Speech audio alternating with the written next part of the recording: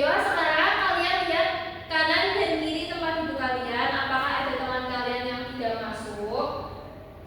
Masuk semua. Alhamdulillah. Baik, untuk menambah semangat kita pada pagi hari ini, kita lakukan tepuk fokus terlebih dahulu. Yuk, Ibu contohkan terlebih dahulu ya. Tepuk fokus, melihat, mendengar, mengingat, fokus. Bisa semua? Ayo kita lakukan bersama-sama. Tepuk fokus, melihat, mendengar, mengingat, fokus. Baiklah, selanjutnya mari kita menyanyikan lagu nasional Ibu Pertiwi.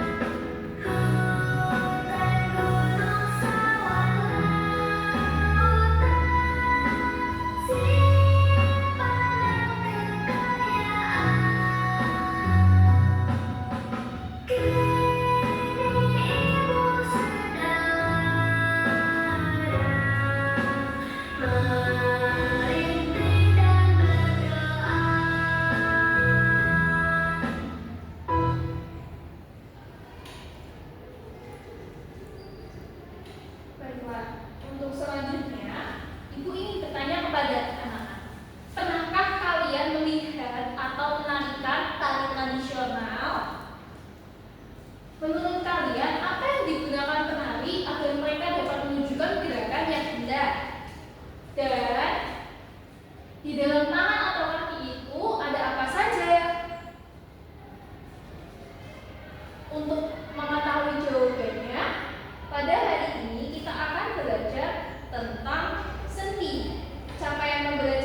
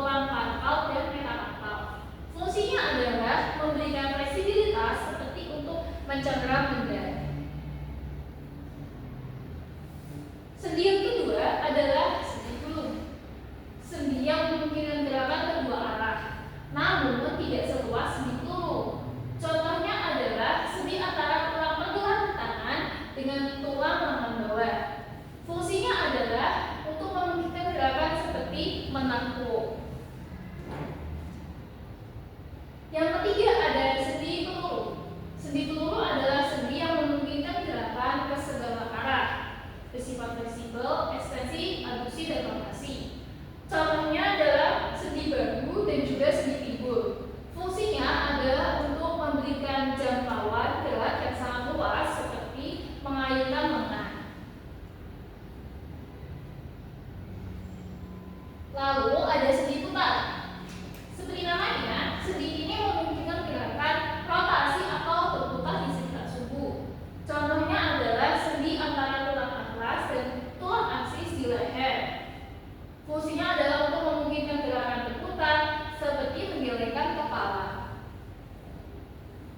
Nah, yang selanjutnya ada sendi engsel. Sendi engsel adalah sendi yang memungkinkan gerakan seperti arah gerakan pintu. Contohnya ada sendi siku, sendi lutut, dan juga sendi jari. Fungsinya adalah memungkinkan gerakan menekuk dan meluruskan, seperti berjalan dan menggenggam. Ada benda juga yang menerapkan sendi engsel dalam penggunaannya, adalah penggaris tekuk ini. Lihat, penggaris tekuk ini memiliki prinsip yang sama seperti sendi engsel, yaitu memungkinkan gerakan satu arah, menekuk dan juga meluruskan. Yang selanjutnya ada sendi geser. Sendi geser adalah sendi yang memungkinkan gerakan tulang saling bergeser di atas satu sama lain. Contohnya adalah sendi pada tulang pergelangan tangan dan juga pergelangan kaki. Fungsinya adalah untuk memberikan fleksibilitas kecil seperti meluruskan atau memutar tangan dan kaki. Nah, setelah kita belajar tentang jenis-jenis sendi, kita juga akan belajar tentang gangguan pada sendi. Di sini, Ibu akan sebutkan 3 gangguan pada sendi yang sering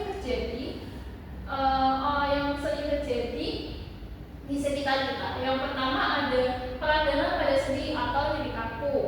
Yang kedua ada kerusakan tulang rawan akibat usia, biasanya dialami oleh orang-orang yang sudah berumur atau sudah tua.